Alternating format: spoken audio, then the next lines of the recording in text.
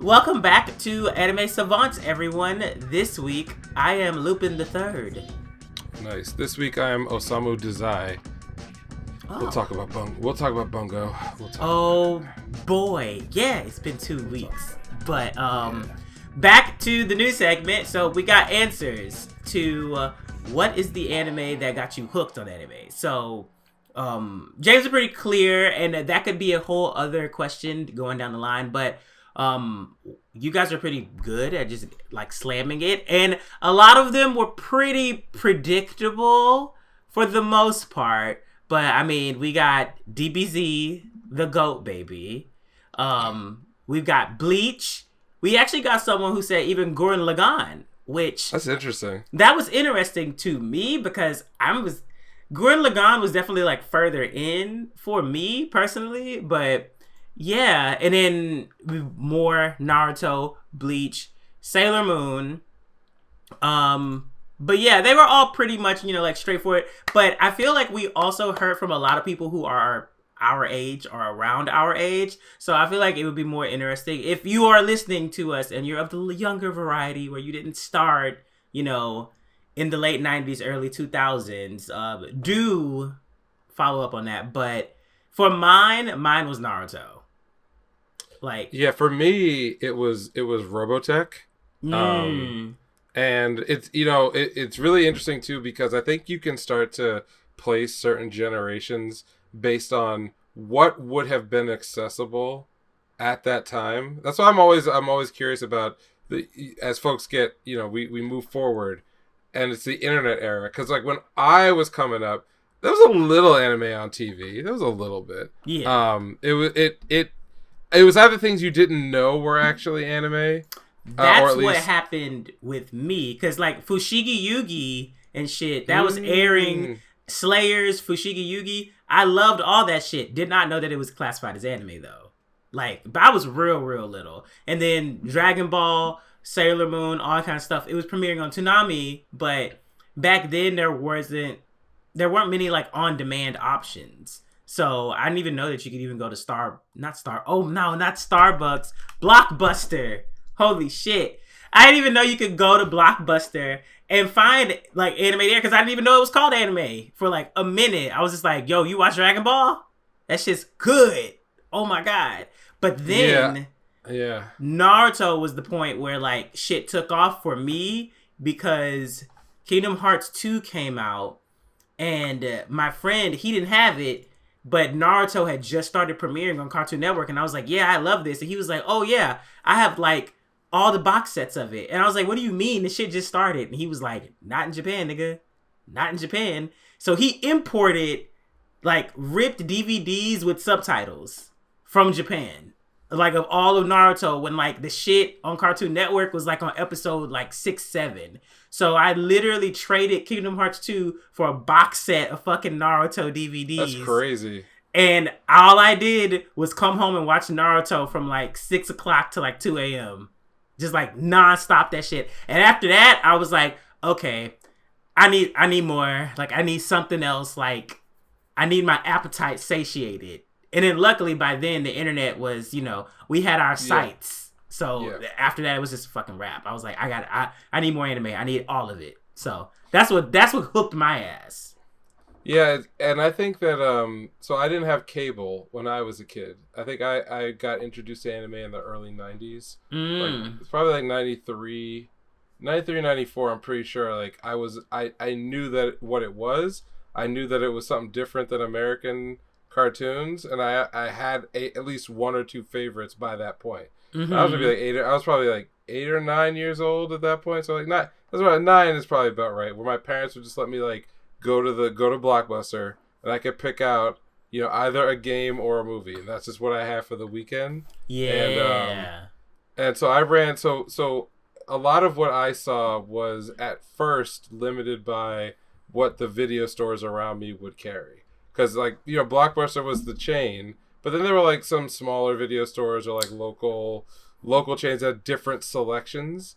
And I think like when I got around to it, it was in that weird period where there was enough knowledge about anime to put it in its own section, but not enough where there was much deep thought about whether these videos should be available to certain age groups or what kind of subject matter that they covered. There wasn't a lot of like rating nor a way for anyone, including me, who was interested, to even figure out like what a lot of this shit was about. So I stumbled over Robotech because I liked planes and I liked robots. Yeah. And I just saw a cover and I'm like, oh, this is exactly what I'm into. Let's go. And did I know that like the kind of themes that this thing was gonna be dealing with, that in the intro people are getting killed, like bodies getting blown up in cockpits and shit? Yeah. Nah, I didn't know any of that, but once I saw it I was like completely captivated, because I was like, oh, okay, you can do more stuff with animation. These characters are so interesting and so strong. I didn't know any of the controversy around Robotech and Macross and all that other stuff, because I remember watching this was years later, but there was a VHS copy of Macross Do You Remember Love, and all the characters had different names, you know, not the non-Americanized names. So like Lisa Hayes was Misa, but it was dubbed. It wasn't like it wasn't that it was subtitled, and like it was covering a part of the story that is in the TV show, but it was like very different. I didn't even really understand the concept of like an OVA where I could like get the same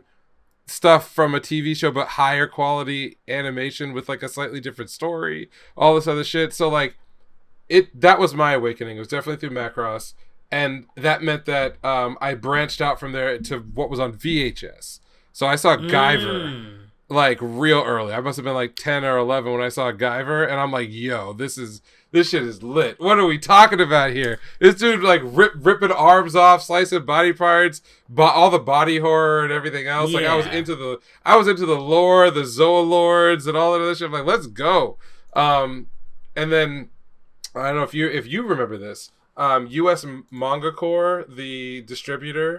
I remember that. Yeah. Those when you would rent a movie and they would have those teasers for like other things that you would never see before. Like I desperately wanted to watch MD Geist. I desperately wanted to watch New Dominion Tank Police. I desperately wanted to watch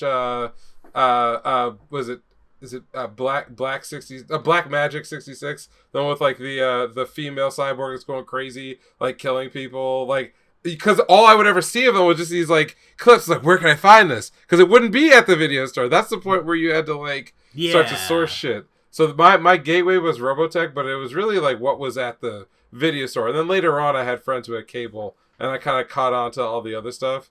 Where you were growing up, did Dragon Ball play on regular television at all? No, I don't think so. It only played on Cartoon Network. Only Toonami. Right. Yeah, so I think we're 5-6 years apart. I don't quite remember exactly what it is, but about like that time, yeah. So I saw Dragon Ball a lot, and I've talked to the people my age who remember this shit, that they on regular ass TV, I think it was a lot of WB affiliates, had bought everything Z up. I think the original Ocean dub up till the middle of the Namek saga, when like Goku was gonna face off against Frieza for the first time, and then they just didn't get the rest of the episodes. And so like we all have this shared trauma of waking up in the morning at like 6 a.m., 5 a.m., watching the one episode of Dragon Ball Z they put on week after week, hoping that this was like the time that they had the rest of them, and then it would just cut off, and you'd be like, god damn it, because the next week it would be right back to Raditz, and you're like, I don't know where the rest of this shit is. So Toonami was a blessing. That's why I made a lot of friends who had cable, because I was like, I'm going to go over the house and I was finish under this the shit. impression, but I was also really, really young when like Toonami and shit was airing that stuff. I was just under the impression that was just, you know, cartoons that were just limited. Because like all of Cartoon Network's other shit was just like nonstop forever. But those had like concrete arcs and endings. So I was like, oh, damn. Okay, that was really good. I really liked that. Didn't know that it was anime. Didn't know One Piece. I gave up on One Piece ages ago, because I think that was a Saturday morning cartoon on Fox, I think. The 4Kids dub. The 4Kids One Piece. Ooh. I did not even know One Piece was an anime until years later. And I was like, this is an anime? Oh, nigga, I gotta get back into it. Yo, 4Kids butchered so many great series. Like, there's people who have like Shaman actual King, trauma. Yes. One Piece. Yu-Gi-Oh got fucked. They tried with Rave Master very briefly. I don't know how much of it they actually dubbed, but I remember when that came out. Didn't Adult Swim pick that back up? They did, yeah. Yeah.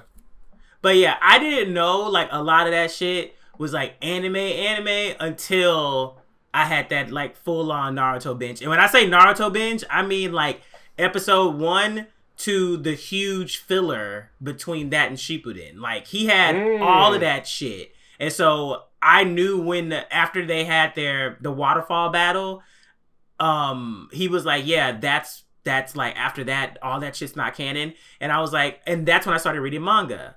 Cause I was like, I need to know what's going on.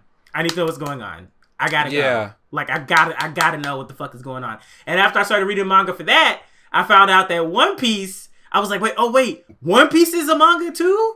And I was like, oh my God, what is going on across the ocean? Like, why is this not here? And so what I did, and then when I discovered all that shit, I was in college, and I was like, well, all I got is free time. I got A's. So I watched all of One Piece up to like episode 300 something. Mm-hmm. And then, I watched it all the way up to Thriller Bark. Damn, okay. Yeah, I watched it all the way up to Thriller Bark. Because, I mean, the American one, it stopped with like Chopper for like the longest time. They only dubbed like almost all the way up to Chopper. Oh, yeah.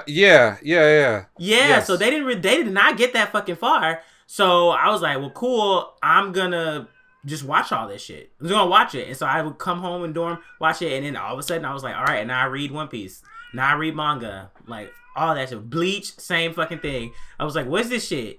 I'm reading it immediately. So yeah, I feel like maybe a lot more people have similar entrance stories, but yeah. I wonder if it's different for manga. That's a really, we can ask maybe a follow-up on this one, which is, because I actually have a hard time remembering what my gateway to like really sitting down and reading manga was, because I definitely have like a childhood memory of reading the original Dragon Ball, but in French. Yeah, you did say that. Yeah, that's a very specific memory, but it wasn't like I was going out and buying or looking and searching and reading a lot of that stuff after that. That was just sort of a coincidental kind of thing where I was like, all right, well, this is a nice, like, I already like Dragon Ball, so this is cool. So this is like new Dragon Ball for me. But other than that, I don't know where I really started like seeking out stories to read in manga form primarily. That's a hard thing. I really sit back and try to figure that one out, because it definitely, I knew what it was before Naruto was a thing. Definitely knew that. Yeah. But I don't know if I was actually reading that until maybe the that first season. Sorry, my cat is going berserk. He wants to get up again. Yeah. So, I that's a good question, because I'll have to think about that myself to try to remember, like, what was the first gateway manga for me that had me actually, not like as a corollary to watching a show, but like, no, I'm here to read. Yeah. I want to read more, and now I'm reading a lot. Because there was a point I got to where like I was actually buying manga in the original Japanese, and I knew enough where I could read some of it.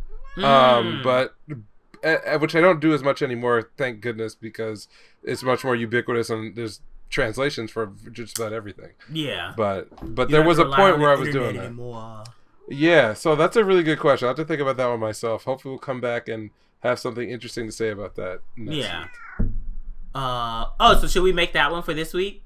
Should we make that the question for this week? You know what? Yeah, let's go ahead and do that. So the question for this week is, what was your gateway manga? If you read manga at all. If you don't read it, is there a reason why not? Is it just sort of, too much work, or is it you would prefer to watch things or whatever? But I'm very curious, because I actually have to ask myself that question. Sort of what really got me into it, because it's not actually all that clear going back 20 plus years.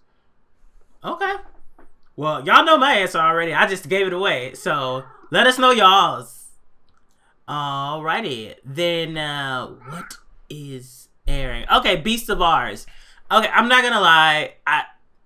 It's getting kind of messy for me and rushed. But they don't have a lot of time. And all that shit at the end of the most recent episode just went like, I was it's just a like, lot. It was so much, and I'm like, I feel like we could have done this a little bit earlier, but there's a world here. The world is interesting. It needs a second season. Yeah, the characters are pretty embedded in that world, which is very, very good. Mm-hmm. It's just that I agree with you. They are sort of rushing towards a certain ending, and I'm not sure that the way the story's being told, I care a lot about certain characters I should care more for. You know what I mean? Yeah. Well, I mean, when they said Kumi had a limited lifespan, I was like, surprise! Oh no! Yeah, like, and I could have guessed that. Yeah. Which is fine. That she's sort of a temporary character. How many more? Is it 11 episodes or 12? It's 12. It's 12. Okay, so they have 2 more episodes to do something. But I mean, they definitely need to get more into the Securians. And I think the most interesting thing from that episode that I noticed was when all of the girls are about to suicide, some automated system said protecting the 3rd vessel. Right. So I would like to know more about whatever that is and what that's going on with. And for the professor to be such a big, like, build up, I felt like the payoff wasn't that good.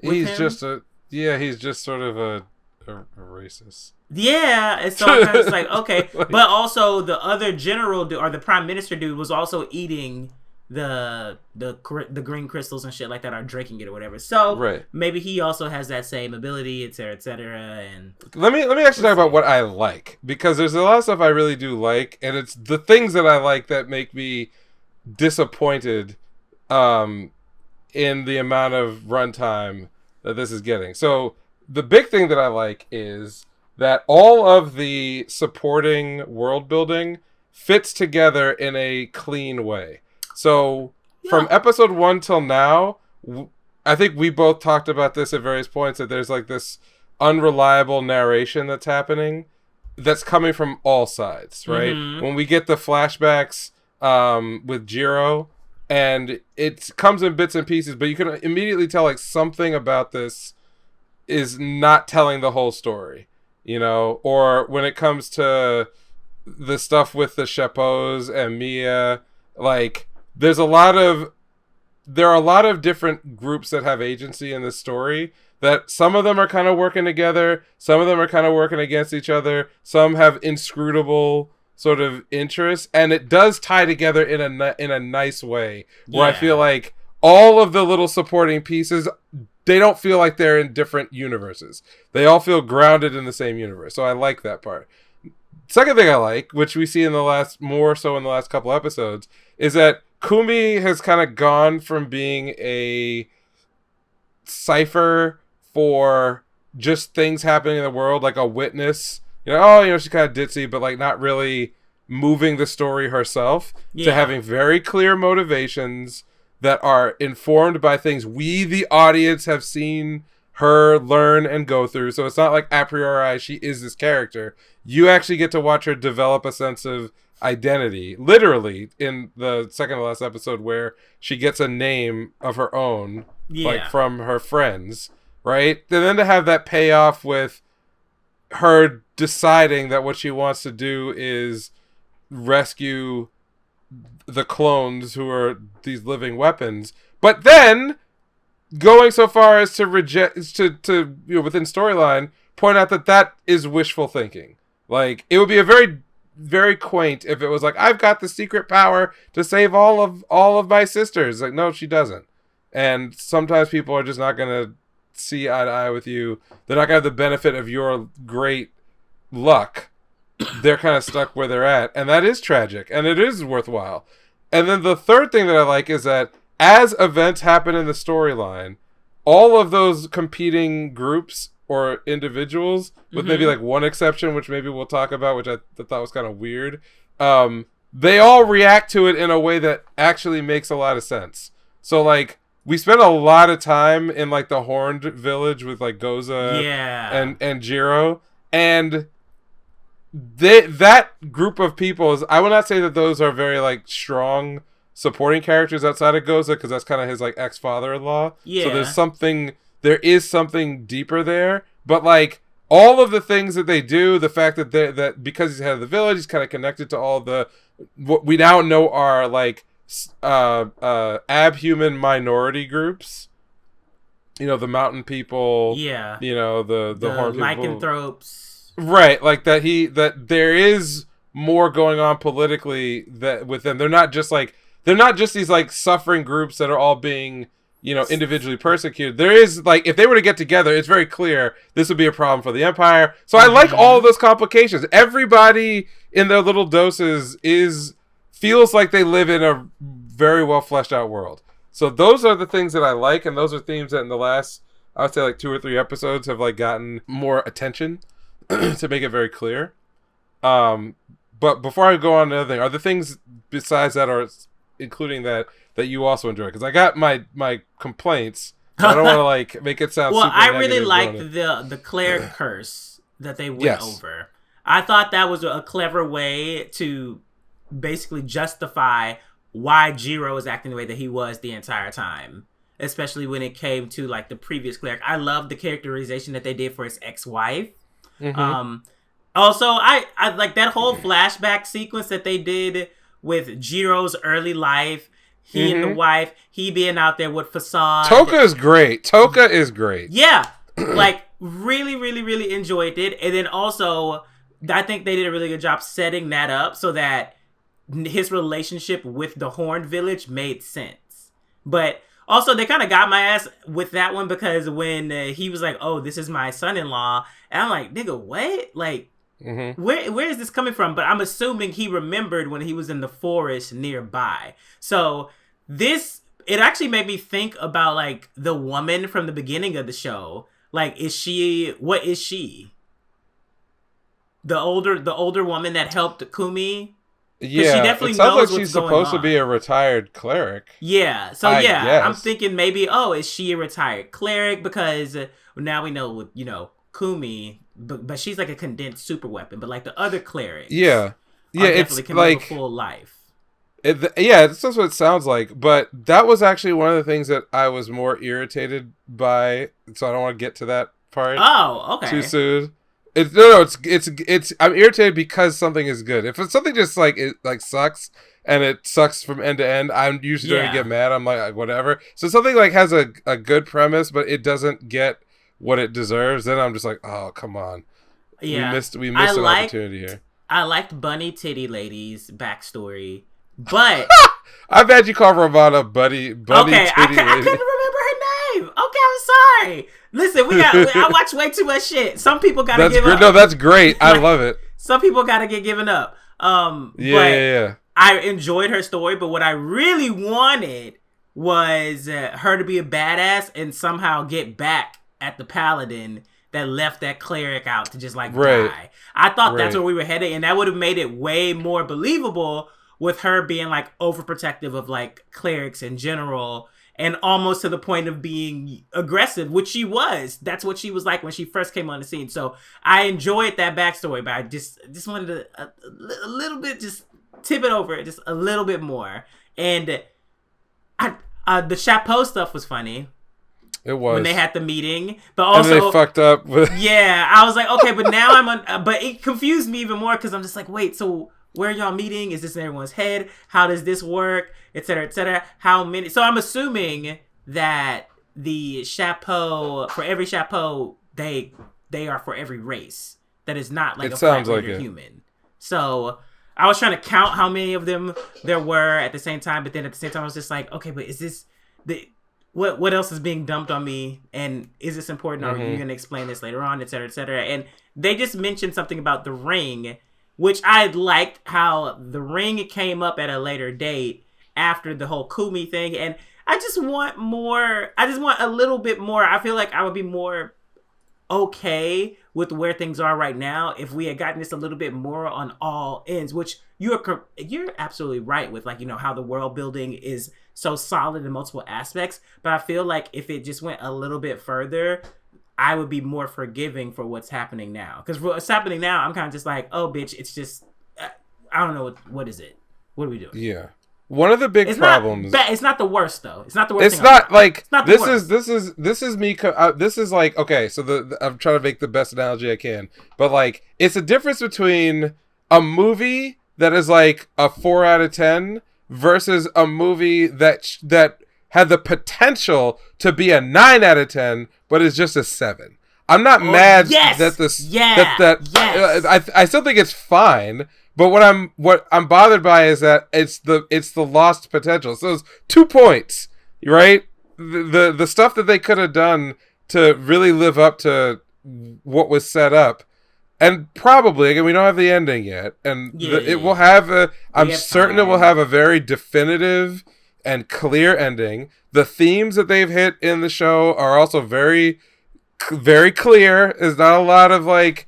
As much as there's ambiguity about the lore, it's obvious that what they want to talk about is like exploitation and like found family. Those are the 2 big themes. They repeatedly smash those themes over and over again. But I want to compare it to something like Kaina, which I have very deep positive feelings about, which is that you have to kind of make a choice. If you don't have a long runtime, you can either spend most of your energy on a very small cast and the subtleties and like the interactions of that small cast and let the rest of the world kind of sprawl out around them, but it's just outside of their view, right? Like you don't, and kind of other than, you know, the asides to show you what's going on in Valgia, which we'll talk about later, there's not really a lot that happens on the show that the main characters are not in the moment reacting to, that they are seeing and witnessing themselves. Whereas like in Beasts of Ours, there are long stretches of episodes where it's on the B and C plots, and those B and C plots, it seems like, aren't even going to really intersect with the main cast until maybe the last episode. Yeah. Right? And so what that means is that like you have to spend a lot of time on stuff that doesn't it doesn't have the kind of deep connection. Like I'm interested in the situation with what is her name? The not Tsurugi, right? Yeah. Like I'm really interested in that.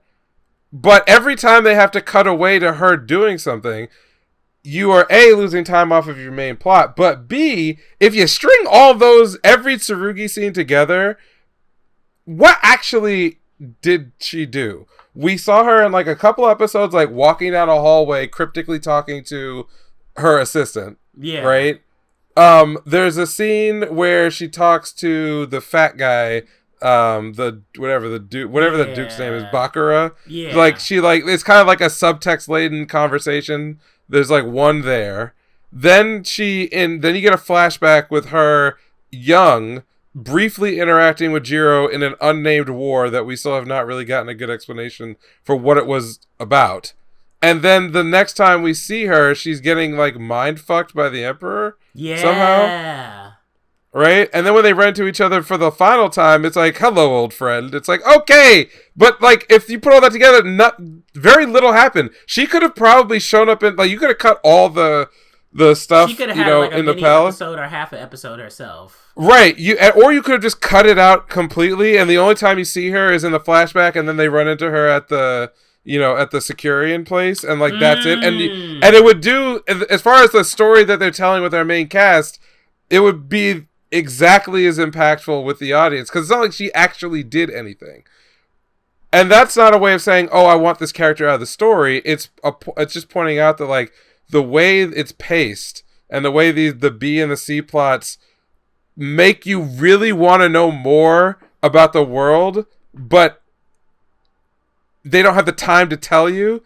I can already tell that when I get to the end of the series, I'm going to be more annoyed that I was teased with depth, then I'm going to be appreciative of the fact that somebody thought about some of these other things. Because it's just sort of like, I didn't get enough of any of it to matter. And then, in some ways, what I did get took time off of what is the actual core of the storytelling. And, that's kind of my negative about the show, is that, like the facade stuff, I think he's a really interesting character if you want to create somebody who's like a inverse of what Jiro is. Jiro's a paladin who gave it up because of heartbreak. Facade is a paladin who had his brain wiped in order to turn him into a weapon, the paladin version of the weapon that Kumi is. So the pairing of Facade and it begins with a J, but the other Kumi clone is supposed to be like dark versions of our main cast. But the thing is that we don't really know anything about Facade. We know nothing. All of his history, backstory, and then when we try to get the backstory, it gets cut short. Exactly, right. And it's a part, yes, I get that he's like connected to Jiro, but I don't really know what that character believes in. So when he goes off, normally when you do like the brain wiped, antagonist who was like used to be a good guy, but now he's doing evil things for evil people, the tragedy of that character is supposed to be that we know that the real person wouldn't do any of the things that they're doing. And if they could see themselves doing that thing, they would suffer deep emotional anguish about being forced to do something against their will that's bad. But we don't know anything about Facade. How am I supposed to know that, like, he wouldn't just be following orders anyway? Jiro's whole thing is that he went through the trauma of losing his cleric, and so he actually has, like, literal magical PTSD. Yeah. Right? So him accepting Kumi to save her life is a metaphor for him moving on or trying to deal with his own trauma. And then everything about their relationship up until presumably the end when she dies again is like a mirror for him learning how to like love again and then let go in a more healthy way. Yeah, so the whole thing with him having like the breakdown and like wanting to have her enjoy a full life or wanted to be with her and help her enjoy her life. I get it. And it was supposed to stir feelings, I feel, because he had already gone through something like that before. Right. But this just leans even more into this. I feel like this is giving me mid-curve for a 2-curve series. Correct, right. As opposed to we're approaching the ending of this series. And I've heard nothing about this series at all. Because it's not, there's nothing to, if you are impressed by just like storytelling, like interesting fantasy storytelling, this might be on your radar. But you're not, it's not like, the most visually appealing thing out there. It's not that original, and it's not doing anything super crazy. Right. It's like to me, it's like an above average fantasy action series that has some pretty interesting ideas. And now as it appears it's ending, doesn't really get to flesh them out as strongly as I wish they could have. Which is a sort of like, we've talked about Back Arrow a lot. But like Back Arrow is sort of like even though interestingly, that got a longer runtime. Got a lot more episodes. It was just as good. Right. But Back Arrow's thing is that whether you are actually a fan of what they did in that series, it is meant to like have points to have other people come and look at it and say, hey, this is crazy. This is cool. Even though it's like really dumb. It's like dumb on purpose where it needs to be dumb on purpose. It's like smarter in places than it has any right to be. Yeah. I actually had someone the anime collage. I posted an anime collage towards someone because they were asking. They did a video. I saw of the your anime that kind of you were into. You described So the homie Damien, he has like a YouTube channel, all kind of stuff like that, where he does anime commentary videos of some degenerate shit. I am not gonna lie, and Damien, you can't even really like say that you're doing it for us because we know you're not. Like, nigga, whatever. But I put Back Arrow on my collage, and then he also called Symphogear Saint Seiya, and I was like, nigga, what the fuck are you talking about? That is not Saint Seiya. Like, whatever. But anyways, he was like, oh yeah, Back Arrow. I don't know if that's like peak like anime, and I'm like, no, nigga, like you gotta watch it. You have to finish it. You have to finish it, and then you'll be like, nah, this is for the niggas who want something good, who are like in it, and it's like, okay, you've watched your fair share of like things, and you looking for a new mecha, or you looking for just something good that's tropey, but like good that makes the tropes their own.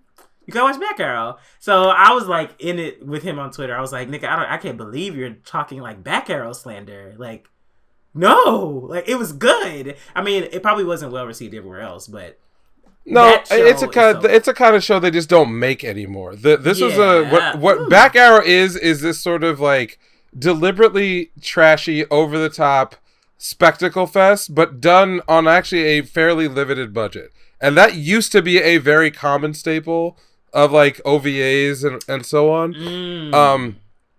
But it's just the value proposition, the profit margin is just not there for that kind of thing. So you just don't get as much of that. So to me, it felt very like classic in a good way, even in the places where like clearly it was just, they had saved some money. Like whenever they had like around at some point. Yeah, exactly. Good. Yes, they were just fucking around. But I felt something, which is more than I could say for a lot of shows. Beasts of Ours, I'm here for the ending because I just kind of need to know how much they'll get done. But yeah, now that we've kind of resolved most of the central conflict, or at least most of the trajectory of where most of these characters should be going, I just need them to get there, right? I need them to get there. I also wish that the bad guys, or at least what is his name, Mizami, had a little bit more going on than just like I'm a Nazi. I thought he was when they were doing the scene where he was walking out of the lab with Kumi. And they had the lab in the background with the like smog. I thought he was gonna pop out in the fucking thing and be like, "I took it over," rah! Or just like have more of a sinister plan than like, "Oh, these filthy, degenerate non-humans need to be, completely annihilated." Yeah, I'm like, what? That's all this was? You could have done that without these magical girls, like. You can just kill people. Like, I don't know. There's nothing. He might come back because it didn't show him like getting chomped in half. The thing swallowed him whole. So whatever. Sure. I still think that like the best part of the series is all of the preceding lore that makes like you feel like kind of creeped out about like what's really going on in the world. I want to know more about the gods and like me too. Like the origin of the world. Like I agree. Was this shit set up? Now, I feel like they're definitely going to go into all that with now the Securians being a part of the plot. But I just feel like if we had gotten that a little bit earlier, I feel like we wouldn't be where we're at right now with the rush. But yeah, and I could see a way to remix this. I'm not the one that's storyboarding, writing, or doing any of this shit. So I'm just saying what I'm saying. I'm not saying they should. No, there's a easy remix to a lot of this that. It's more of like a director's choice, because if they really only have 12 episodes to kind of get this done, then there are things that probably should have been front loaded as far as like the storytelling, rather than back loaded.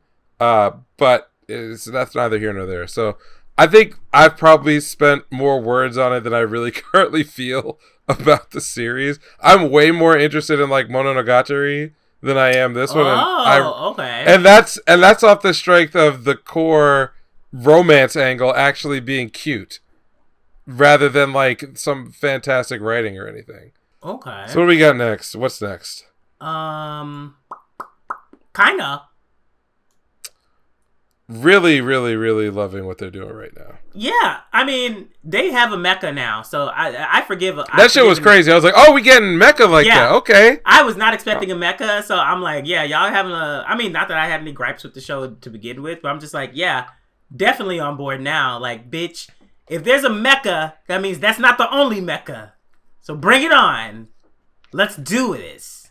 I mean, they're probably not going to, but it's on brand. Knights of Sidonia, all the kind of shit like that. I was like, of course a mecha would slip its way in here some way or somehow. But overall, based off the episodes that we last covered, I'm not sure which was the last one, but I think we were up to the episode where they infiltrated the Volgia. Oh yeah, so we finished that when they were leaving. 2 or 3 episodes back. Yeah. So they got away, they made it back, and then the war started. And to be honest, I'm really enjoying what's going on with the war episode. We're getting battle tactics from both sides. Well, I mean, what we're getting from Atlan, most likely. And then also we're getting the primary trio trying to basically save everyone. simultaneously. Now, I'm actually more interested in seeing what the hell is going to happen because we don't have that many episodes left. I think this one's 11 or 10? Mm-hmm. 10. So, it's 10. It's 10. So, oh my God, it's 10? Oh. Mm-hmm. Oh, wow. Time flies, right? Wow. Okay. They could have gave him like an extra 2 episodes. Damn. But I'm just very interested to see how quickly they get to the great tree. What are they calling it? Not the origin tree. Whichever one. The biggest tree. The big tree. The big tree. I'm interested to see, like, how are they going to stop these hostilities? Will the leader of Valgia even listen to them? Because that nigga is just a warmonger. Mm-hmm. And, I feel like the princess is definitely going to fit in. But also, I just felt so bad for the lieutenant because they had a good idea. They had a good idea. You commandeer the base. Yes. Mm-hmm. But they just weren't good enough. By the time they got to the roof, and that nigga turned around, there are only 5 other niggas with him, and they went in there with 15, 20 deep. They went in deep. That's true. It was kind of just like, okay, well, this isn't working out for you. And is she gonna take a limb? But I don't think so. Yeah. I mean, the further in we get to the series, the more I think that Cat Helmet is just not. She is the whatchamacallit in a Pretty Cure series, in the Magical Girl series. She's the antagonist that is eventually gonna get their fucking magical device and be like. Didn't I mention that? Did I mention that really early when I saw the cat ears on the helmet? Yeah. I was like, this shit, and her face and her design. Once you mentioned the cat ears, I was like, I didn't even notice that shit. And then I saw it, I was like, okay, this just makes the character have a completely different feel. Right, because it's menacing. It's menacing when the armor's up and she's ready to do battle. But that kind of character is perfect for the role that they put her in, which is a foil for Lilia. Yeah, that's what she actually is. So in the beginning, it's the dark foil because she's the first major antagonist we actually see. She's the one who does battle with her allies. She kills her friends. It's like, okay, this is a bad person, and it's a woman, and it's a pretty woman. We find out she's also a princess, too, just of a country that's been destroyed. It's a nice and also we learn within the first few episodes that she's kind of fatalist about the way the world is, and that's why she's going along with things. But contrast that with Lilia's character, who is optimistic, believes that there's a hope to fix everything, to save everybody, believes in the stories, believes in legends, wants the best possible outcome even when it seems like there's no way that could be true in the horrible world they live in. Great foils for each other for the first half. Then you kind of find out more about both of them, but in particular, is her name Amarote? Is that how you pronounce it? It's Amo something. Yeah. We find out that her country was destroyed by Valgia, but at the same time, her role on the actual ship, she's actually more practical and compassionate than the whatever his name is. Skull Mask dude.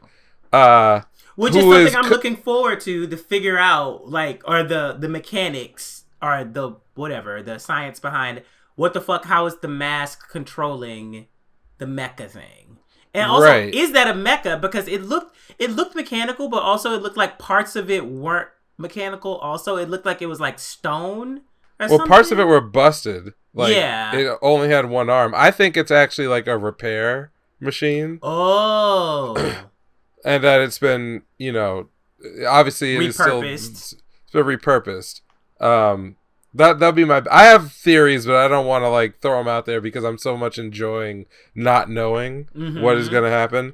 But to bring that full circle, that dude is a fucking sociopath, right? Absolutely. So on one level, him and Amarote get along, as leaders because they're both very practical. It's this is the way the world is. Shit's fucked up. We gotta do what we gotta do to survive. Power wins, Yeah, power wins over everything. And she was more convinced by that because she lost. Her people lost. So it's okay, well, I guess I was wrong about the world. I gotta go with the winner. Which when you get to that scene where she deduces that, or not really deduces, they see that there's an attack force that's headed for the ship. And her first thought is, oh, fuck, we took all the soldiers off the ship. The people are in danger. The people, right? Yes. The people are in danger, which I would assume includes some people from her old kingdom, because it sounds like they've mixed in a lot of different survivors of different countries that they've annihilated. So she wants to go back and save them. And old boy out here, like, nah, let the motherfuckers go. Who gives a shit? Like, whatever. So so that friction, that ideology just shows that she's not in the same place, even though she's definitely willing to slaughter every single person in Altland to get their water. Like, you know, despite the fact that when she hears about the story of the big orbital tree and it could save everybody, she has that statement where she says, well, Lily had never said that to me when I was interrogating her, but also, if that's true, maybe none of this shit would have had to have happened. And it's like, yeah, that's the point. That's where we're going. That's why it's so satisfying, that arc that we're seeing with her as a character, because we talked about Facade, like, not knowing who he is or what he really stood for before he got turned into a mindless weapon, means that you don't feel the same way when he's doing something that the character underneath would regret. It's the opposite here. We kind of, through bits and bobs, actually do kind of know what Amarante would prefer life be like, and that she's only doing this because it's the only way that she sees that you can move forward. But that fact makes you want to root for the protagonist to prove her wrong, whether she dies in the process or she becomes an ally later on. It's that clash of the protagonist beliefs and the antagonist beliefs that makes for good drama, right? Because that's like storytelling 101. And sadly, it's just a concept that so many writers, especially in like action adventure stories, don't figure the fuck out. Like, they just don't fucking get it. I don't know why.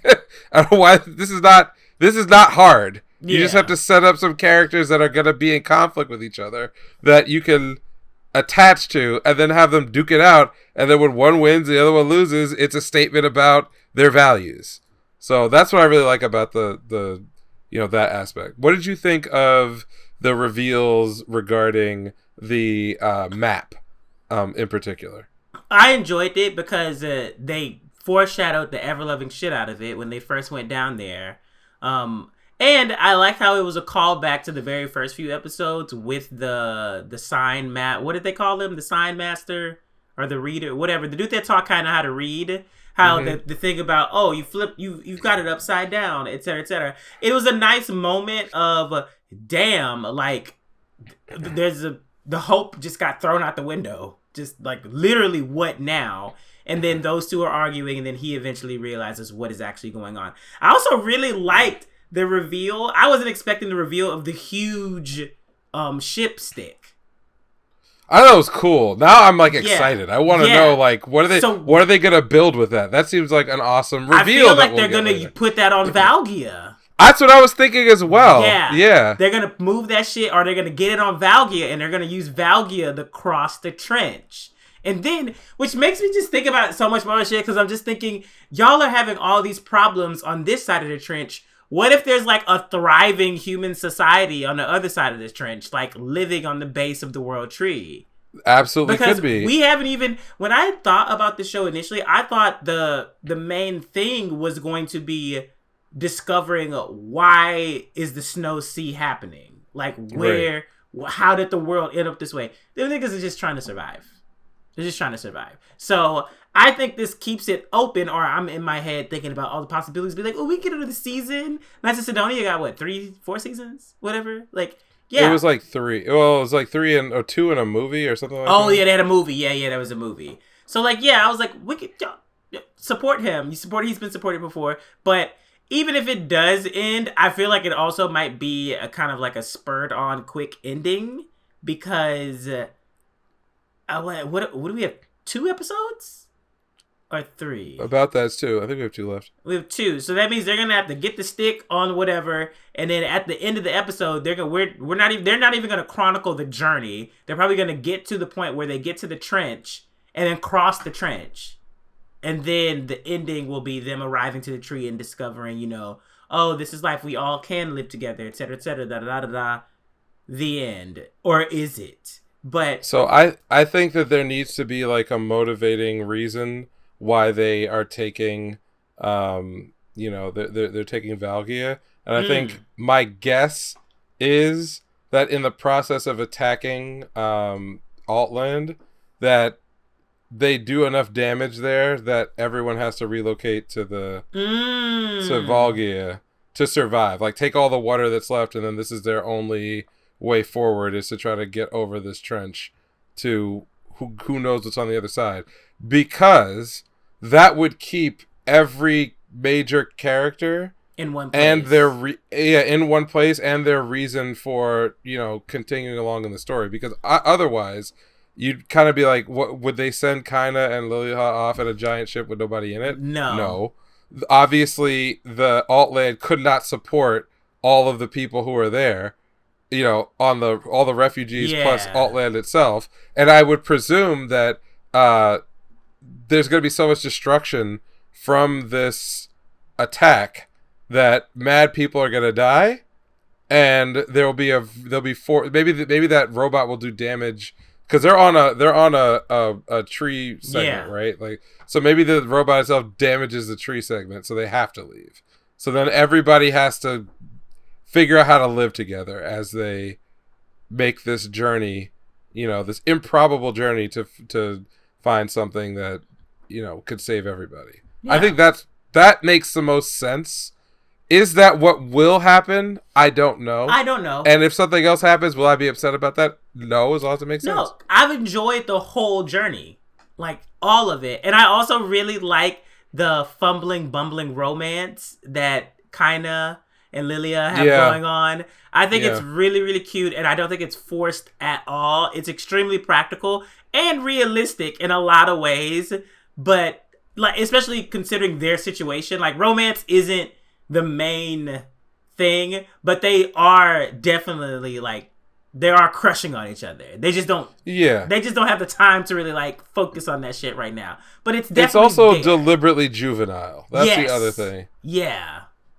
So I like that aspect, and I think that will show up again at the very end, as opposed to like now. Because if they were to just shoehorn it in at the end and be like, "You're the saviors," oh yeah, and I've loved you the whole time, it's like, what the fuck? Like, no, that doesn't make sense. But with her, the steam room scene, and he being taken away by the girls and getting a massage by the super old buff dude. I'm like, okay, I see what you guys are doing. But then it was a guy, so they played it for a gag. Yeah. But even so, I appreciate the gags to like mix up the tempo, mix up the mood, etc., etc. But overall, I'm enjoying it still. Yep. Nope. Good stuff. I have not much to complain about. I wanted to do some quick hits on some other things before getting into my experience with Bungo. But is there anything else that you watched this week that you think is worth talking about? Tomo is good. Nagatoro's really good. I mean, if you haven't watched it yet, go ahead and start it. But if not, completely understand. There's a lot of shit out there. But yeah, those are mine. I need to catch up on Buddy Daddies and Saitou. Gotcha. So first one is Mononogatari. I think like the pacing is actually pretty good in that series, and the action for what it is actually enjoyable. Like there's a variety of abilities and powers that we're seeing from the different spirit characters that are all based on the item that they are inhabiting. The rules of the world and of the power system make sense. They're pretty consistent. There hasn't really been any like, the power of friendship is going to get me through this fight. Like for the most part, it's grounded and there are some stakes, but it doesn't go too overboard. Like definitely there are scenes, where I'm like, oh, this is genuinely, this character feels like a threat, or the way they use this particular ability is intelligent and smart, and I want to see more of stuff like this. So Mm-hmm. I would just say, like, if you're looking for a light action series that does better with its romance angle than a lot of other similar efforts, I would just give it a shot. And they're kind of, I know that this is based on a longer running manga. Yeah, so, I think it's a manga. Yeah. So if they get another season, I can't imagine that it costs very much to make this particular one. So I think that, when this season wraps up, it might be worthwhile for some folks to go back and look at it. High Card is a lot of fun.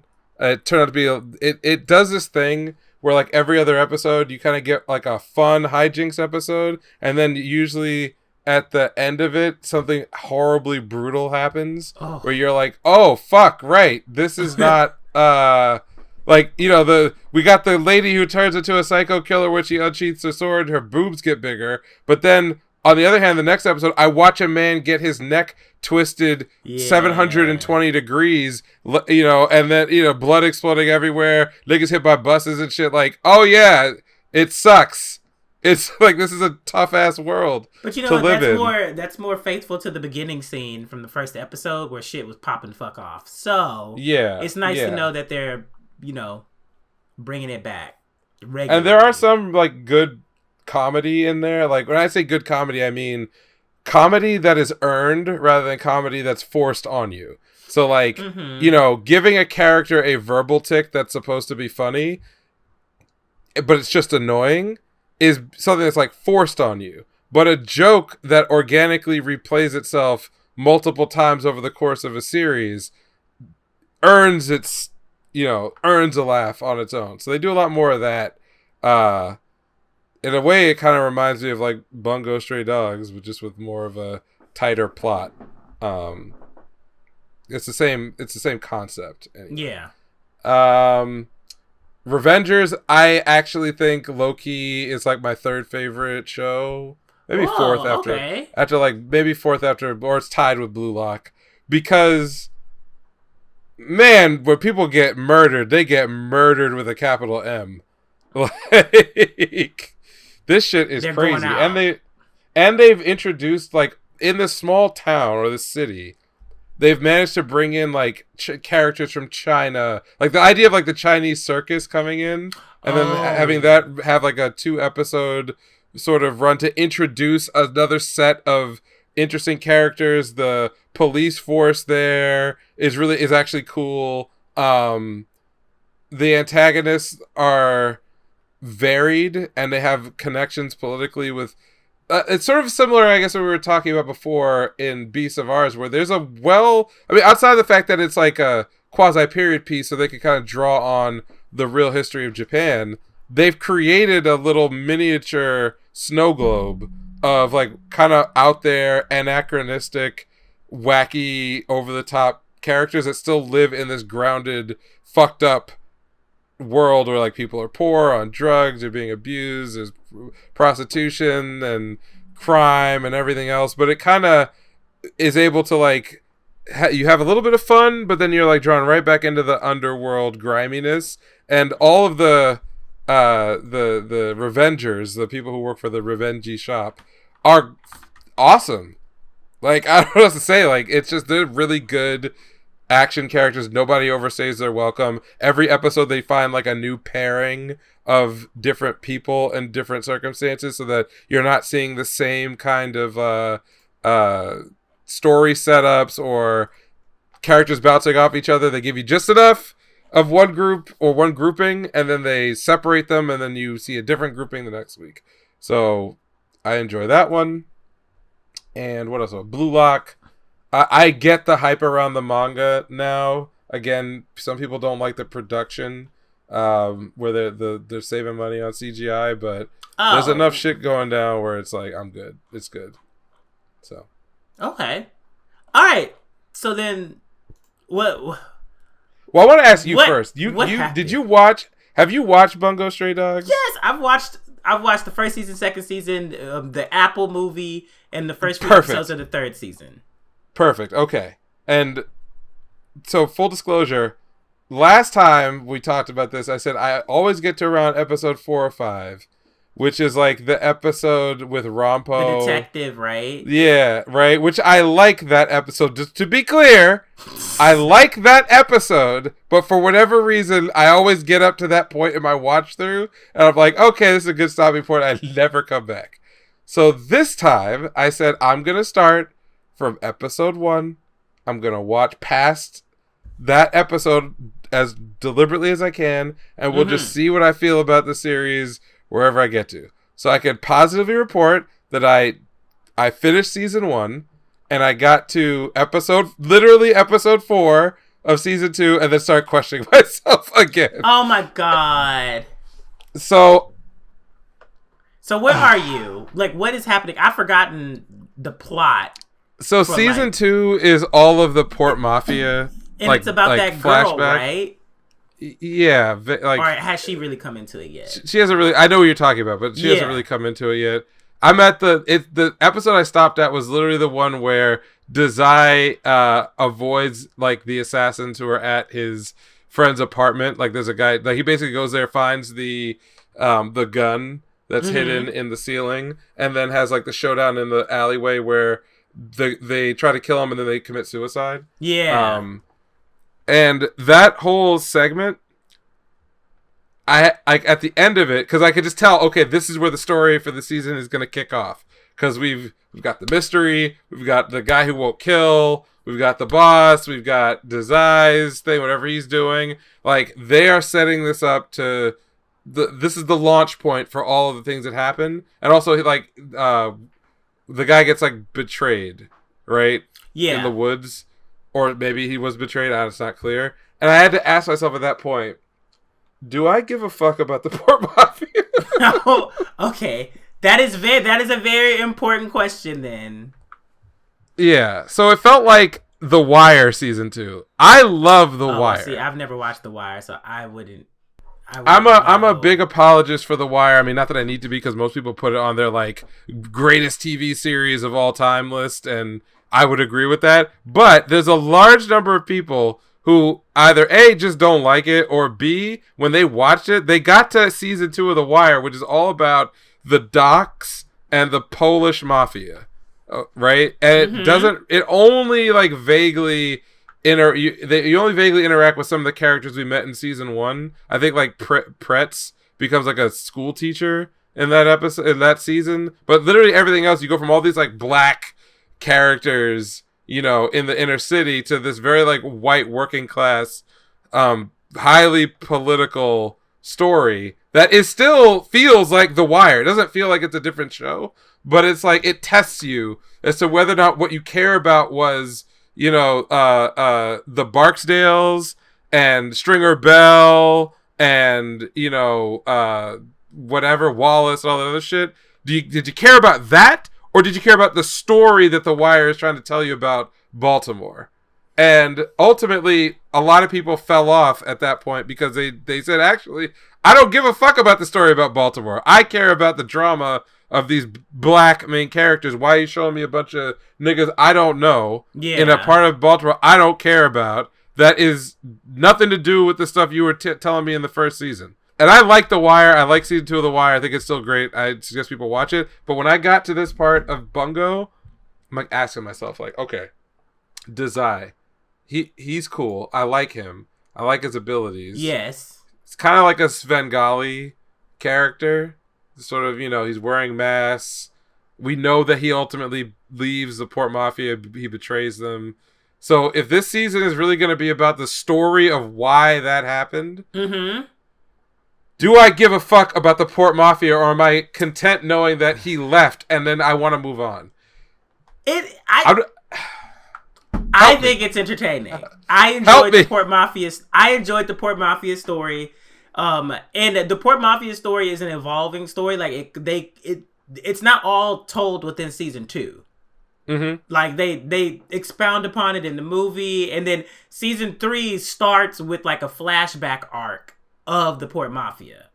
But like has the Port Mafia, the leader, has he come into it yet? Yeah, like the end of season 1, I was kind of stoked. I was like, okay, we've seen there's like a broader world out there, you know, with all of these like like that whole fight in that the girl who was like disappearing people, and like the leader of the Port Mafia was actually like pretending to be the doctor character, or he is a doctor, but like he was not. No one else knew that he was just out there having a good time. Yeah. You know, while they're trying to rescue all their homies. And I'm like, oh, this is a big, broad world. Like, America's in it. This is it. Da, da, da, da. Port Mafia is like this smaller, in my mind. Like, you know, interesting antagonists, but by the end of season 1, I was like, yeah, they're kind of, their threat level is gone, except for the leader, is like, they're like goof troop status. Because, like, they couldn't even deal with, like, the were-tiger, and he basically ruined all their shit on his own. They buried the attack squad, like the Viper attack squad, in like episode 5 or 6, where like basically the Stray Dogs office just like wipes them easily, like just claps them up with no problem whatsoever. So I'm like, I don't know if I buy the threat of these people, and then to spend a whole season about their story, which I could have been fine with being doled out in little bits over the course of maybe like, you know, a broader story. That's all I was at. I'm not out on the series, and I haven't decided that I'm not gonna watch anymore. Yeah. But let me just ask you this question: if I like skipped or skimmed the content of season 2, season 3 kind of gets back to the main timeline, right? The main continuity. The main time, because this is a flashback. Season 2 does it, but season 2, I mean. You can, I'm just asking. Yeah. The answer could be no. It's okay. The answer could be no. I would just say no. In which case, I will try to just watch it. Just watch it. I'm squirming like a worm on a hook on this. Okay. I don't hate it. No, but that's all. But let me get back to what I was gonna say though. I don't hate the show at all. Actually, I like a lot of the characters. I like Dazai. I think he's my favorite character on the show because he's got the most like layers and the most complexity. And the only character who's strongly tied to everybody, you know, all of the cast. I kind of wish the show was really just about him, but not strictly in the way that he's presented just in the first 4 episodes of season 2. So I enjoy it, and I get more why it has been as successful as it has been. So that's my report. I liked season 1 a lot by the end, and I wish season 2 was different, but I couldn't tell you how because I haven't watched all of it. But I will make a recommitment to not stop at episode 4 at the very least, so that I don't repeat this 5 years from now. And I want to see season 4. Season 4 looks good. Yeah, I've seen a lot of positive talk about season 4. But I think Bungo is just one of those series where it's not super duper popular to the point where like you have to be up to date at that same moment. Like you get to it when you get to it. Because I didn't watch it until like season 2. Until I saw the movie and I saw like some scenes from the movie. I was like, let me go watch this shit. And I watched it. And I was like, okay, I like this. And that was right before season 3 and shit came out. And I get where you're coming from because I watched the first few episodes of season 3 and I was like, I'm bored. Like, nothing is really grasping me. Like, can we go back to present day and see what happens? But what I know they're doing is they're setting up a conflict for season 3 from some faction or some shit in the past, and it needs to be expounded upon to make it feel, you know, imminent and good and, you know, suspenseful in the latter half of the season. But I think it's worthwhile. If you're looking for a shonen, it's shonen. Shonen with a little mafia noir mixed in it with like the superpowers. Like, I mean, well, superpower shonen. So like, yeah, it's definitely not like top 10, but it's good. No pressure. No, I think I wanted to come out of it with like something more definitive than, oh, I like a couple of the characters. I think that may be my problem, is that it's not a problem with the show. It's that my hope for what it is versus what it actually is there's a gap there, and I just have to get over that and move on from it and just accept it on its own terms because I don't know, like there's a lot of shows like it. You know, the whole idea of the ensemble cast of like wacky problem solvers who all have special powers, who are sort of tangentially related to all the happenings in a particular city or an area. with, lore and fun and fights and jokes and a little bit of like noir and other things thrown in there. Like that's a very repeatable structure. Like Revengers kind of has that in some ways. High Card is quite literally that theme, just like updated a little bit. So I guess what I was hoping for was like something sick where I'm like, this is what sets this apart from all these other pretenders and why it's been going on for so long. I just really like the Port Mafia main characters. Well, not main character, but like main antagonists' powers. And I like this. I like how his powers evolve. How both of their powers evolve as the story goes. Like, I think I'm more interested and invested in the shonen trope, especially once the girl... Fuck, I forgot what her power was. It's really important, though. Talk about Kyoka, the one who has, like, that... I don't know what it is. Like, she cuts shit? I don't know what the fuck that is. Yeah, she has a stand something, right? Yeah, literally. Yeah. She has a stand. So, like, when she started getting introduced and all that kind of shit, I was kind of just like, okay, this is definitely, like, way more... I don't know. The action ramps up near the end of season 2. And then the shit that they do in season 3 in the movie, I'm just like, fuck yes. Like, this is so satisfying. Like, I'm there for the shonen. Like, the fight scenes, the fight choreography just gets better and better the deeper you get into it. So, but, you know... not... I'm like, are everything you looking I have to for, say... like, a story that's, like, stirring or moving? Here's what it is. So, I like shonen a lot. And I like shonen in the most basic way that you can. In the sense that, like, if you line up the top 25 most well-known shonen protagonists and then said... How do you differentiate all these people? The most likely answer is you probably can't. There's maybe like a couple different types of main character, supporting character that you get in these series. And Atsushi is already the type of main character I dislike the most in shonen, but I will rock with because typically you start off as this like self-deprecating, emotionally damaged wallflower type. And then you grow into a heroic persona. And so that pathway I enjoy, but like that early part I don't like. Like I don't like the like, oh God, I don't know what's going on in this world. And I'm just like, I'm weak and I'm stupid and I'm dumb and I have to get over this shit. Like I don't like it, but like I'll rock with it to get to the end of that journey because that's fun. This is my hero, right? Same shit. Like Deku is a whiny piece of garbage, but like he has one strong ideal, so that's it. The problem that is keeping me from like loving the series is that what it wants to do with some of those characters is at odds with I think the world that it's portraying. If you're living in a world where like motherfuckers could get run up and done up for real, the idea that like for example when Atsushi saves Kyoka, frankly I think she should have died. As much as like she's probably a cool character and has a lot to offer the story, what was being told in that 2-episode block about like getting to know her, it was all about Atsushi's idealism coming head to head with the reality, the dark, twisted reality of that world that he lives in. So the point of growth should have been, in my mind, as a writer, him failing to save Kyoka, which then forces him to have to become more mature and deeply understand what's going on and where he fits into that world. Instead, because he manages to save her, basically he gets everything he wants out of that based on like, I won't say it's an ass pull, but like he didn't know anything about her ability, so kind of got lucky that he was able to save her at the end. Like because of that, I feel like by the end of season 1, I don't think his character was really forced to grow other than he had a family.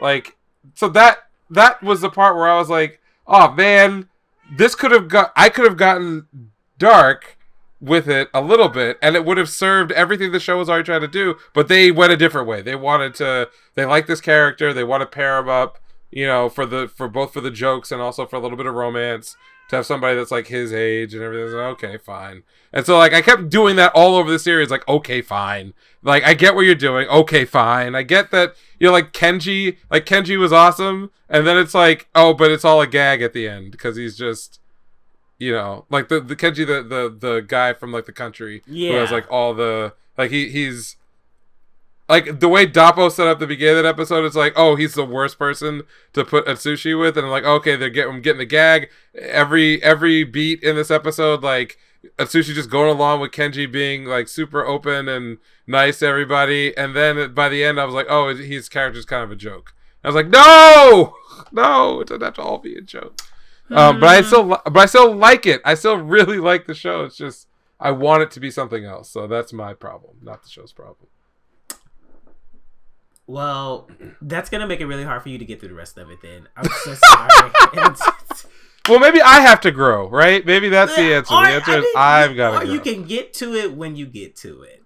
Fair enough. Get to it when you get to it. You never know. You might one day see a clip on YouTube of something. You might be like, I want to know why this is happening and how they ended up here. I'll go watch it. Mm-hmm. Or there may be just like no incentive whatsoever. Or they'll do Bungo Stray Dogs revamped, and you know. Yeah, they're gonna have like 8 movies, and then I'm gonna be sitting around like, how the fuck are we on this? And some know-it-all is gonna point out, oh, you know, it's actually super popular. They have like 5 seasons. Yeah, I don't think they're gonna get to the level of like Fate, but they have the material to. I don't even know what volume that shit is on, but it's been out for a long time, so they have material. Yeah, no, it's actually super popular. Yeah, like that's the thing. I completely understand that why this has gotten the attention that it's gotten. Mm-hmm. But you know what? You know what though? I know whose fault this is. I know why I'm here mentally. Is this Mahoka? No. Oh. Don't you fucking dare, okay? Don't you put that evil on me. Don't do it. No. It's because of Blood Blockade Battlefront. Oh. That's why I'm where I'm at. Oh, so because you went into this thinking that? No, but it took me a while to figure out why I was feeling the way I was feeling. So remember I said before that like this structure of a type of story, you know, like the funny buddies who deal with problems in a kind of surreal world. Like I like right. I love that. Like I think that is an archetype because it lets you play with stuff from the real world, like you know the world that we live in that's grounded. But then inject, depending on what type of story you're telling, it could be a little bit wackier. Okay, so when you do that, you get like a loop on the third. You get like a high card.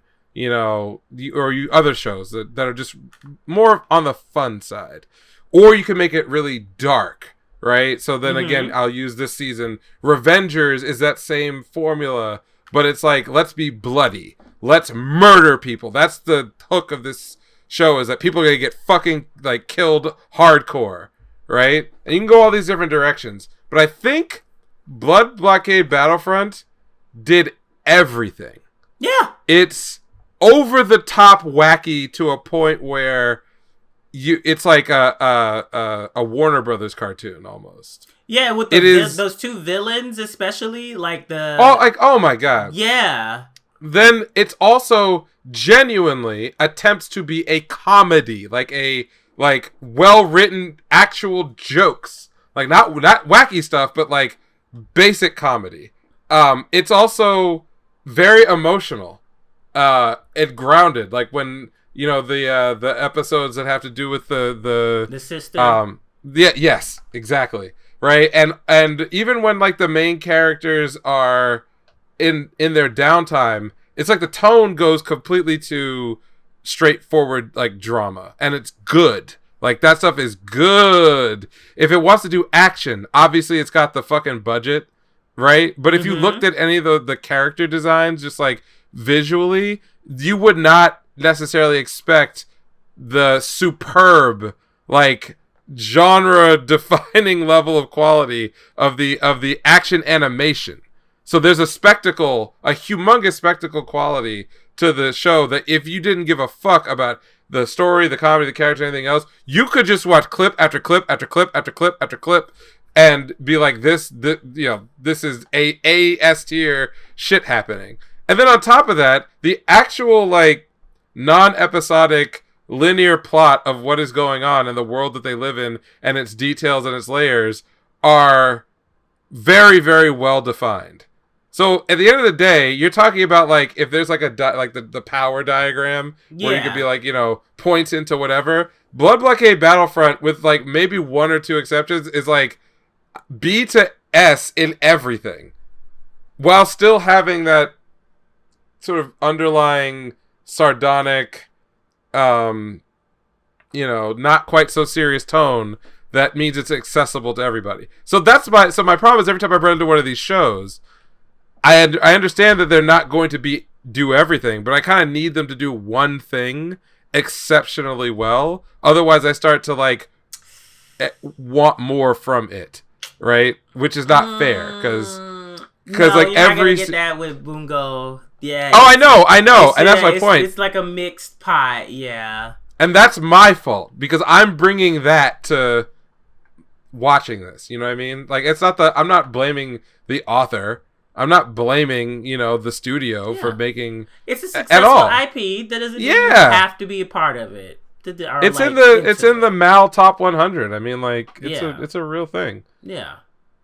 So that I'm just saying I blame Blood Blockade Battlefront for that, because once I fall out of looking for like the superlative, I then start comparing.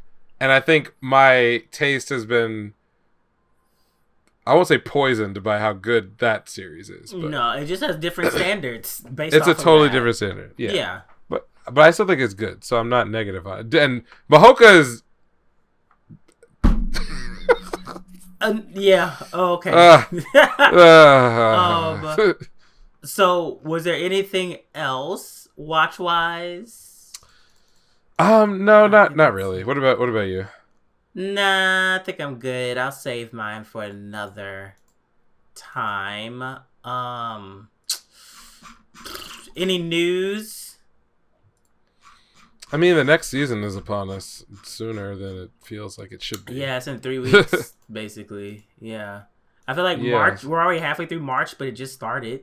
I don't know how that happened. Yeah. It feels wrong. I guess for me, the Witch from Mercury season 2 trailer dropped. A lot more fighting. Yep. Lot more fighting. And also apparently they fucked up. They posted a summary of season 2 on the official Japanese website. I didn't read it on purpose. Yeah, you're right. Yeah. I said fuck that. I'm not even gonna. Yeah, I was like, I'm not even clicking that link. I was like, I'm not going anywhere to that. So people kind of know, but I don't want to know. And what else is there? Oh, in vocal news, everyone knows this voice, whether you think you do or you don't. But Satoshi Fujihara, which is the main vocalist of official Hige Dandism, is on vocal rest because he has a polyp.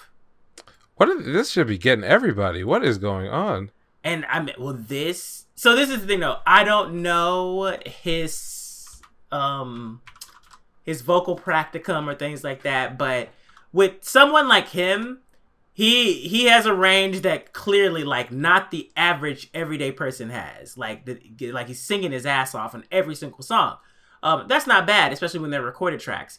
But it's more so about like, well, what's going on with like live versions and like, are you doing this live? Because if you are, then your vocal regimen has to be even more strict, etc., etc. Like you actually have to have vocal rest. Like you have to like not talk like for a full day or two between stuff like this. If he's putting on live shows and singing like their quintessential song, like the Spy Family Mixed Nuts and shit like that, and then you get the fucking Tokyo Revengers openings alone are insane. Like niggas can't hit those notes, but he's hitting them regularly all throughout the songs. And yeah, just like take care of your voices. Take care of your voices, people, because a vocal polyp is not fucking fun to deal with. It's not painful, but your voice will not be the same after they fucking deal with it, depending on how they deal with it. Sometimes if they have to do the surgery, your shit's not going to be the same. Like Julie Andrews. If they can like do a more of like therapeutic approach to it, if it's not as like pronounced, that's even better. But take care of your voices, y'all, and like, you know, don't be super demanding of these artists because, you know, they have the talent, but they're also human, and this shit can fuck some shit up, man. Damn, they canceled 3 concerts in April and August. Hey, so he's gonna be on rest for a minute. Yeah, he's gonna be on rest for a minute. He has to, if he wants to get back to like that timbre, back to that range. Yeah, he's just gonna have to fucking take time off. That just is what it is. But yeah, but that stuck out to me because, you know, that was my major. And also a promo video for the fucking Vending Machine Isekai came out, and God, I am in. There was no English promo, so I don't even know what the fuck they were talking about. But I'm in simply because the concept is so crazy, and I can't believe we're here. Did you read the manga at all? No, I want to be completely. Completely surprised. Completely. This is my brain. I'm not even mad at it. Like, this is the thing. You hear my voice, you think I hate this. Like, I think it's great. There's got to be something there. I think it's great that this exists and that it was already super popular for whatever reason. I don't know what else I'm supposed to do with it conceptually. I can tell you right now that, like, I don't want to know about the story of a vending machine. I don't want to know, but maybe it's so whatever it is, over the top in some way or another, that I'll be like, all right, I guess I gotta watch this vending machine isekai. Like, it even sounds ridiculous. I'm going into it expecting either just like someone I'm expecting not Eminence of Shadow level of like 4D, not fourth wall, but, you know, like just like complete wanton fucklessness. Like, I'm not expecting that, but I'm expecting some level of just the author letting the audience know, I know this is fucking ridiculous and I don't care. And that's why it's popular. Or to be surprised to be like, why is this actually super practical and like, what the fuck is this? I'm expecting one of those two. If it's something else, or if it's somewhere in the between, I don't really think it's going to work. Or I don't think it'll work, or it'll keep my attention. But, hey, you know, I've been surprised by so much. Handyman Saitou is way darker than I ever thought it was going to get.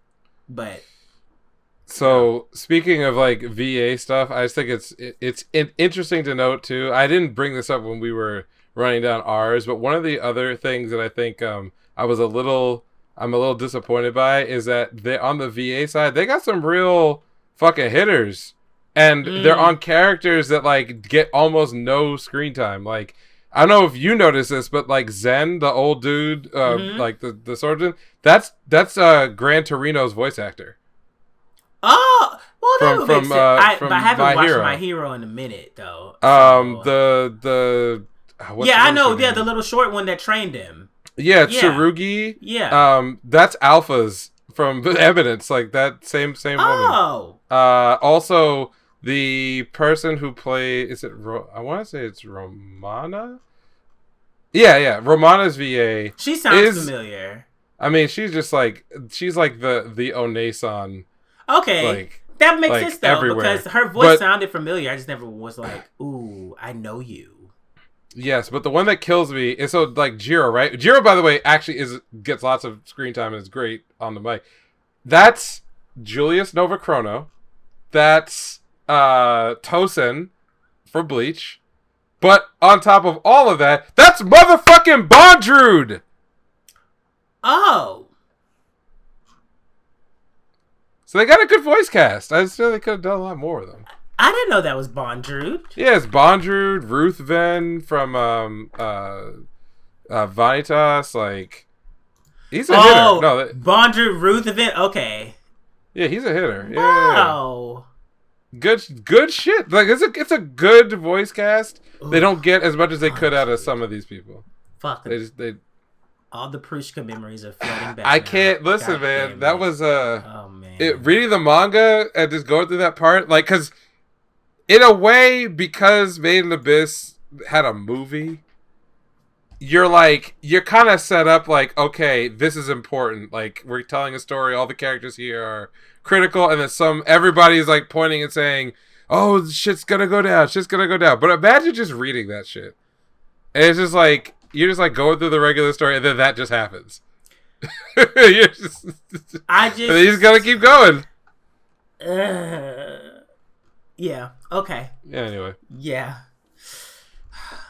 The box throw. Oh, no, I'm not even gonna think about it anymore. Whatever. Okay. That shit cracked. That shit was cracked open, and I was like, "Please, fuck off! Never want to see this again." Recommendations. For me. Oh shit! Those Gridman pictures look so fucking nice. For me, my recommendation this week is Monster Hunter Rise again. Wait! PlayStation 4. Wait! That's my recommendation. What? For Xbox. Oh.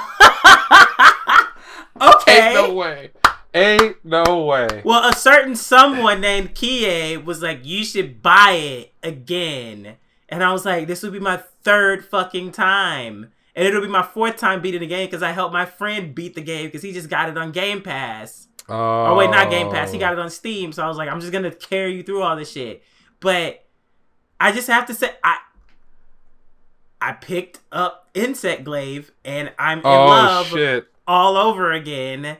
And like the game is complete. Every single weapon is a new game. It's just so fucking addictive. It's so bad. It's so bad. But also, it looks so good. Even on my PlayStation 4, I'm just like, why couldn't you niggas just do this initially? Like, why? This is crazy. This is actually crazy. But it's just as fun. So I will be there for Sunbreak, April 28th on PlayStation. Because Capcom, what the fuck is going on with this crossplay bullshit, man? I know part of it is Sony. I know a lot of it is Sony. Almost all of it is Sony at this point. Yeah. But, like, at least let the PC people play with the Xbox people. Like, what the fuck is that, man? But I think PC and Xbox... Wait, it's not crossplay for PC and Xbox? No, and apparently also, I think the Steam people are in their own thing, and then the Game Pass people and the Xbox people, I think, are in the same thing.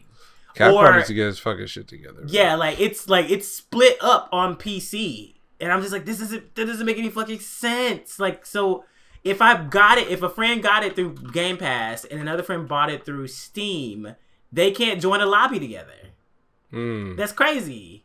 But as crazy as it is, it's half off, so it's $20. It's $20 on PlayStation Network. So I was like, this past weekend, I was like, I'm gonna get that shit. I'm gonna get that shit. And I have been having fun. Just the Insect Glaive is my shit now. So now I have a Charge Blade in my roster. Well, I don't have it on PlayStation, but like, but you know how to play it. That's the thing. Once you learn how to play a weapon, it's a wrap. Yes. Yeah. So I have like Sword and Shield, Charge Blade, Insect Glaive, like ready to go at all fucking times. And I think I want to learn Hunting Horn. Like, I think I really... Oh, do it! Hunting Horn is so great. Yeah. Hunting Horn is great. So, for me, I originally came into Monster Hunter World rocking the heavy bowgun. That was like my shit. Oh, yeah, I remember playing with you a few times. You were fucking shit up, that was my shit with the heavy bowgun. Then when Rise came out, I switched to Hunting Horn because I heard all this hot shit. And I just wanted to, like, slap monsters. I wanted the slapping to happen. And you're almost like you're like buffing yourself constantly. Yeah, it's awesome because you get like you play support and you get to beat just bash the shit out of monsters, like, and you can tank a lot too, which is great. And then so I got Rise on Xbox through Game Pass. Because I saw that Sunbreak was happening. I think that's what it is. I think Game Pass people can play together cross-platform through Xbox and PC. But if you buy a retail version on Steam or Xbox, you can't play together. So I got it because I had just beat Wolong, which is its own thing. Okay, well, I have questions about that. I've seen so many people play it, but it looks so choppy. No, not at all. It's really good. There are some bugs, but you only see them when you're like very rare circumstances. Is that multiplayer focused? It can be co-op. Okay. But I think it's designed around its sort of single player aspect. Oh, okay. But yeah, the whole game can be played co-op if you want to. If you're familiar with any of Team Ninja's work going all the way back to like Ninja Gaiden Black. Yeah. But like more like Neo and Neo 2. Oh, I never fucked with Neo then. Okay. So unlike FromSoft like Souls games, the Neo family, which Wolong is like basically Neo 3 in some ways, are very mechanics driven. That is to say that like if you are good at the core mechanic of the game, which is the parry system, you are a god. If you suck at that part, you are going to get destroyed. And that is the kind of difficulty that those games go for. Mm-hmm. Whereas like a Dark Souls or an Elden Ring, yes, it's important to be able to understand dodging and blocking if you're able to block. But it's not as punishing for not doing things like frame perfect. Like there's no, as far as I basically cheesed Elden Ring. And outside of like, getting the basics down, like there's a lot of variety in how you can choose to play that game. Wolong, there's a lot of variety in the builds that you can run. But if you are ass at parrying, there is very little that game is going to do to try to help your ass. Like, wow, okay. And when you pull off a parry, even like whether it's a critical parry or a regular one, you feel great. It is a fantastic feeling because like everything makes sense suddenly as to like how this game is supposed to be played. But when you fail at parrying, you get blown the fuck up.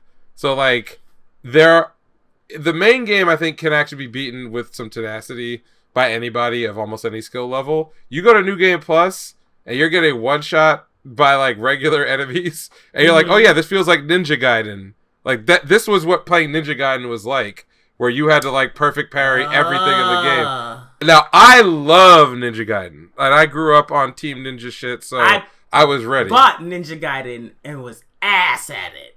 Yeah. Again, Wolong is not that hard, so I beat the game and max leveled without going to New Game Plus. So you can kind of grind some shit for I think a relatively short period of time and kind of get out level most of the content. You did say you grinded Elden Ring before they did a whole bunch of those patches. Yeah. I think I was like level 450 when I beat the game. God. Yeah, like cause I was just interested in overpowering everything. I'm not trying to like sit here and again like perfect parry my way through a game with no armor. I will do every bit of cheese the game will let me do because my feeling of power is just crushing the game itself. Like I don't like if a boss is impossible, and I cheese it out, I'm like fuck you. That's me playing the game my way. Wolong, though, I think becomes much more mechanically sound because it's all based on more or less one mechanic. There's not like 8 different things that you have to learn. It's just okay. It's just know when to block and know when to parry out of a block. There's a few things you can do to make it easier, like just holding the block button and then hitting the dodge while you're holding block. That will like 50% of the time, if you're like horrible at getting it right, like even if you fuck up, like you're not going to get killed because you'll just block out of the attack. Okay. There are times when the game kind of falls apart, and that's when they allow you to bring AI companions, and the game is really designed around having no companions or just one. If you have 2, it makes everything very messy, where like it's hard to tell if an enemy is targeting you because they're like everybody just going in. But ironically, it's actually easier to play with fewer supports, even though they will soak up some damage for you and shit. So I like it. So Wolong, I guess I can recommend that. But Monster Hunter, I got back in because the same deal. Like I saw it on Game Pass for nothing. I wanted to play at a higher FPS. Like the shit loads quick. Yeah. And I'm like, okay, this is an opportunity to try try different guns. I didn't do light bow guns in Rise or in World. So I said, I'm going to do LBG on this one. And I have another friend who I'm trying to convince to get the game, and he won't pay for it. So it had to be Game Pass. Is perfect, yeah. Yeah, it had to be Game Pass. So Yeah, that's so funny that we both at the same. I mean, the formula is sickening. It's addictive. Just it really is. God. Because at first I was like, "Fuck, I don't want to have to like rebuild all my favorite weapons and blah blah blah blah and all kind of shit like that." But just pick a different weapon, then you're not even doing the same shit. Yeah. Then I'm like, or I could go through the game with this weapon and have it be a completely different experience. And then once I get to end game, I can just grind out the best materials for my other two main weapons and then have them. So I'm like, okay, right. But then there's Sunbreak coming, and that just means it's like, okay, so now you got to plan all your shit, which I don't like that part. I don't know why Capcom did it this way, but who knows what's going on over there. Yeah, we could have a whole other discussion about how... Well, I know they're a mess with, like, fighting games and just... They're a mess, frankly, with everything that's not, like, Resident Evil. Oh, yeah, because the Resident Evil stuff looked good during that Capcom Presents. I will never touch a Resident Evil in my life, but it looks like it looks good. Can I say that, like, you say that Resident Evil 4, I think, is the best game for a person who doesn't want to play Resident Evil to start with? No. So that's the one. I can't do horror. I can't do Resident Evil games. 4 is more of an action game than a horror game. Those monsters look crazy. Are you But here's the thing. So like the formula for Resident Evil and why it's so creepy to people, it's not the creatures, it's the movement and what you can do. So the idea that like you have like these slow tank controls, things can jump at you, you have very limited ammunition. In the original Resident Evil games, you couldn't aim. So you kind of like you have to point yourself in the direction of a monster to shoot at him. So basically there's very little you could do to interact to defend yourself. So that's where that feeling of threat and claustrophobia comes from. Resident Evil 4 was the game where the developer said, fuck all that. We're going to make an action game out of Resident Evil. And you have Leon fucking suplexing zombies on their heads.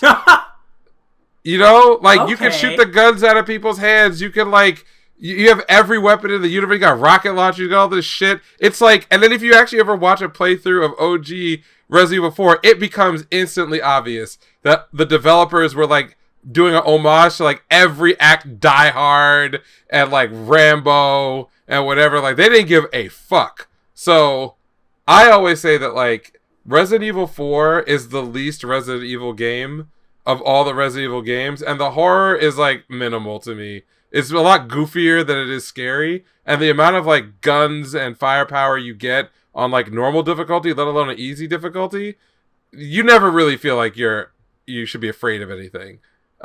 You're mowing them down. And if you have the opportunity, if you have a friend, Resident Evil 5 is actually the same like concept as Resident Evil 4, but co-op. Mm-hmm. So it's way less scary. Yeah. Okay. Me and my brother had good times like beating the shit out of Resident Evil 5 on co-op. And also Sheva is a badass and she's black, so support that. Yeah. Well, okay. That is still probably not gonna get done anytime soon. So, no, I know, I got you. Yeah, I know. But okay, yeah, I think that's about it. I mean, I have plenty more to talk about, but we cannot do. Yeah, we gonna save that for. We're gonna save that because we have to do the preview episode for fucking spring. So with that in mind, that's all for this week. So if you are not watching us, make sure you watch us on YouTube. And if you want to connect with us on socials, anime_savants on Twitter, and then just regular anime savants on YouTube, TikTok, Instagram, and check out the YouTube shorts. If you can find it on Instagram and TikTok, you can find it on the YouTube shorts. Also, it'll be censored though, because cuss words, the kiddies be out there. So it's censored over there, but on Twitter, uncensored, because it is the wild, wild west of the internet. For how long, we'll see. You can hit me up on Twitter as well, at Neural Handshake. Just keeping it cordial. That's it. All right, and remember the question for next week, which is, what is the manga that got you into manga? And if you are not into it, what was the manga that turned you off? Oh, okay, yeah, that's even better. Let's do that too then. So yeah, what was it that turned you on or off? And yeah, we will go through those answers at the beginning of the episode next week. Bye. Peace out.